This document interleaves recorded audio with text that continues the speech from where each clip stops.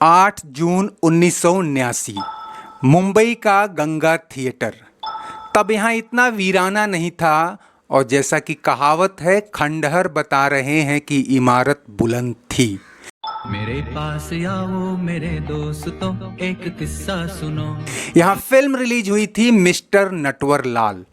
तब गंगा जमुना नाम से यहाँ ट्विन सिनेमा हॉल थे और 6 महीने बाद ही यमुना थिएटर में फिल्म सुहाग धूम मचाने वाली थी। खैर, नटवरलाल के एडवांस टिकट बिक चुके थे और उस दिन यहाँ पैर रखने की जगह नहीं थी। फिल्म देखने वालों से ज्यादा भीड़ इस कयास में उमड़ी थी कि यहाँ अमिताभ बच्चन आने वाले हैं। लेकिन अमिताभ कोई पहले वाले अमिताभ तो थे नहीं कि जब चाहा कहीं भी चले गए। उन दिनों उनकी एक झलक के लिए ट्रैफिक जाम हो जाया करते थे और एक आवाज के लिए लोग रेडियो से कान सटा लेते थे। मेरे पास आओ मेरे दोस्तों, एक किस्सा सुनो। अमिताभ का स्टारडम बूम बूम कर रहा था। साल 1978 को 4 सुपरहिट फिल्मों से ब्लॉकबस्टर ईयर बनाने वाले अमिताभ की इस साल यानी 1979 में 6 फिल्में आई थीं और कैमियो रोल यानी गेस्ट अपीयरेंस को जोड़ लें तो कुल 9 फिल्मों का धमाकेदार साल था। और उन्हें टक्कर देने वालों की फहरिस्त में जितेंद्र, धर्मेंद्र, ऋषि कपूर जैसे सितारों की भी ब्लॉकबस्टर फिल्में लाइन में थीं। लेकिन पिछले 4 साल से बॉक्स ऑफिस पर अमिताभ का कोई मुकाबला नहीं था। दीवार, शोले, अमर अकबर एंथनी, डॉन, त्रिशूल और मुकद्दर का सिकंदर ने उन्हें बॉलीवुड का बेताज बादशाह बना दिया था। और इस साल सुपरहिट नटवरलाल के कई शोज एडवांस में बिक ही गए थे। दीवार की सफलता दोहराने के इरादे से यश चोपड़ा सलीम जावेद के साथ काला पत्थर ला रहे थे, तो अमिताभ के गॉडफादर कहे जाने वाले मनमोहन देसाई की ब्लॉकबस्टर फिल्म सुहाग को डिस्ट्रीब्यूटर्स ने पहले ही मुंहमांगी रकम दे रखी थी। ऐसे में गंगा थिएटर की चहल पहल से काफी दूर चर्च गेट के पास इरोज सिनेमा के मैनेजर को फोन आता है कि अमिताभ बच्चन वहां फिल्म देखने आ सकते हैं। लेकिन क्यों? यहां तो अमिताभ की फिल्म नहीं थी।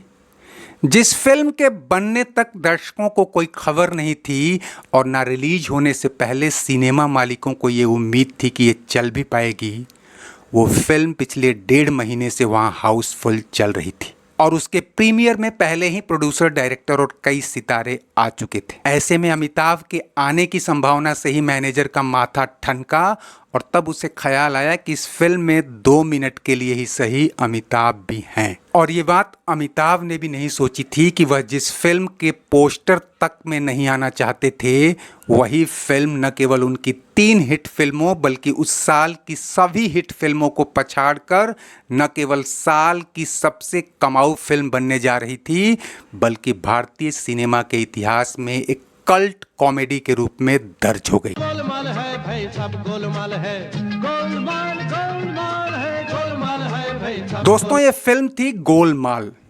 इसकी कामयाबी कोई तुक्का नहीं थी क्योंकि इसे डायरेक्ट किया था अपने जमाने के लीजेंड डायरेक्टर ऋषिकेश मुखर्जी ने। इन एक्शन फिल्मों के इस दौर में शायद लोग ऋषिकेश मुखर्जी को भूल चुके थे, जो साधारण प्लॉट पर साफ सुथरी पारिवारिक फिल्मों के लिए ही जाने जाते थे। और इसी एक्शन के दौर में जब अमिताभ का स्टारडम बूम बूम कर रहा था, तब उन्होंने अमिताभ से इस फिल्म में एक गेस्ट अपीयरेंस की दरख्वास्त की थी। अमिताभ उनकी ये रिक्वेस्ट टाल नहीं पाए क्योंकि ये वही ऋषिकेश मुखर्जी थे जिन्होंने सबसे पहले आनंद जैसी कालजयी फिल्म से अमिताभ को पॉपुलर किया था और उसके बाद अभिमान और चुपके चुपके जैसी सफल फिल्में भी दिलाई थी। तब अमिताभ का हाँ कहना महज कर्टसी कॉल थी।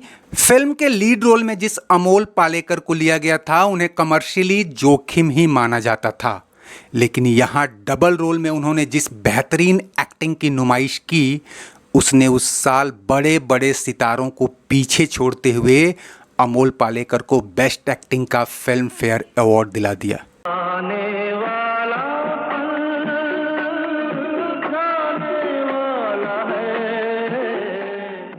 कहानी साधारण लेकिन हंसने हंसाने और लोट पोट करने वाली थी। राम प्रसाद नौकरी के इंटरव्यू के लिए जाने वाला है और उसे पता चलता है कि कंपनी का मालिक भवानी शंकर यानी उत्पल दत्त पुराने ख्यालात और परंपरावादी इंसान है जो अपने जैसे लोग पसंद करता है उसे क्लीन शेप जनरेशन से नफरत है।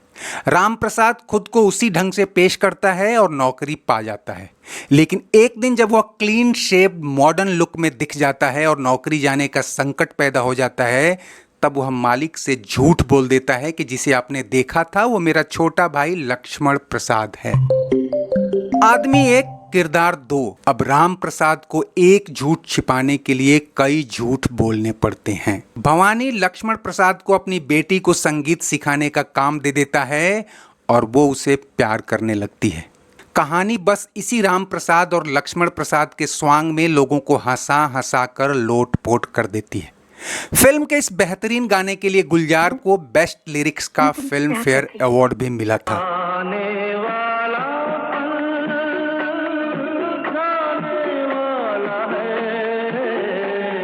उस साल बॉक्स ऑफिस पर नंबर 1 पोजीशन के लिए गोलमाल को टक्कर मिली मल्टी स्टारर फिल्म जानी दुश्मन से। तेरे हाथों में पहना के चूड़ियां के मौज बंजारा ले गया।